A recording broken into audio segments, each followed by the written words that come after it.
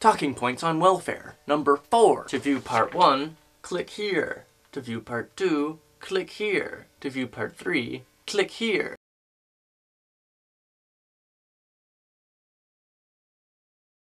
Ignorant statement on welfare. Number 4. Taxation is theft. Why should I have to work so hard for other people just to get a free ride? This one is going to take a little while to unpack. It requires some knowledge of recent economic history. It's going to mean explaining, I hope I don't bore you. In 1960, the average American household worked half as much. Adjusted for inflation, the cost of living was 1/3 of what it is today. Yet, the average household income for the lower 85% of people has remained stagnant since 1960. What we're actually earning in terms of real dollars adjusted for inflation has not increased for the past 40 years. So 85% of the population has seen the cost of living triple, has had to double the number of hours that they spend at work, and as their reward for working twice as hard, they now have less expendable income than they did 40 years ago.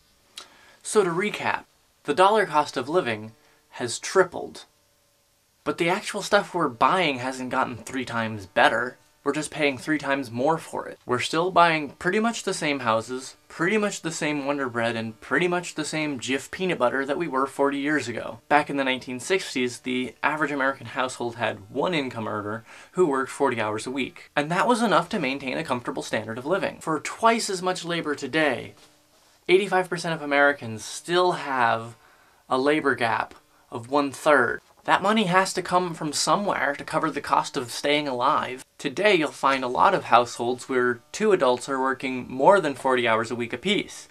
Some working 80 hours a week apiece. And they still struggle to make ends meet. For the lower 85% of Americans, we've clearly been on a starvation diet. Now, this income gap had to be filled for people to maintain their standard of living. But because welfare is so stigmatized as being something only for irresponsible people, most people ended up borrowing their income. From who?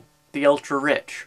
And the ultra-rich were glad to lend that money to them, all those Wall Street banks, and charge them outrageous interest. Where else did they have to borrow their wages from? Well, from the wealth that they already had. We've borrowed against our houses. We've used credit cards to fill our gap. We were told that this was the responsible thing to do. Build up our credit scores. The fiscal reality of it, though, is that the lower 85% of Americans have been cannibalizing themselves. Now, if you look at this whole situation through a different lens and index things according to the value of labor, the value of labor that you've produced over the past 40 years has been devalued by 2/3. An hour of labor buys you 1/3 as much. You've been getting paid 1/3 of what your labor is worth. That income gap that we have should really be paid by our employers. Well, so where did that money go to? Check Wall Street. I think you'll find it there. While the value of our labor has been cut to 1/3 of what it was in 1960, the value of labor on Wall Street has been grossly inflated.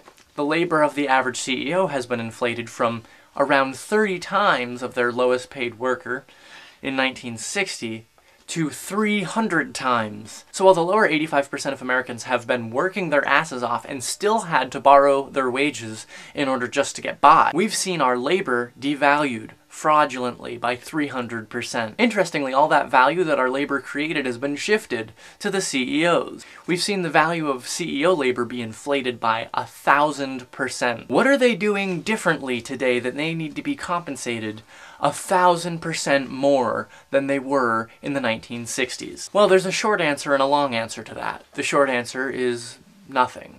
But the long answer is absolutely fucking nothing. So now, who's been deciding what our labor is worth? Has it been the invisible hand of the free market?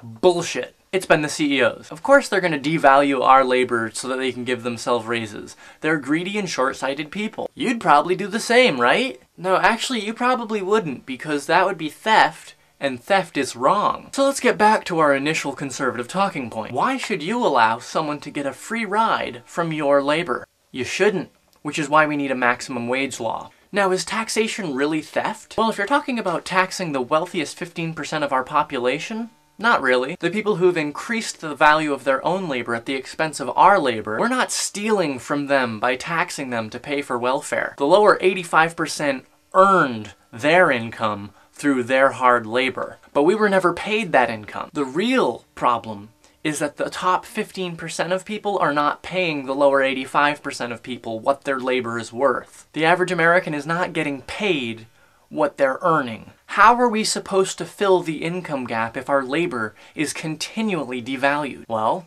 there's welfare. Social spending is just the lower 85% of Americans getting what their hard labor earned them. So again, why should you allow somebody else to get a free ride from your labor?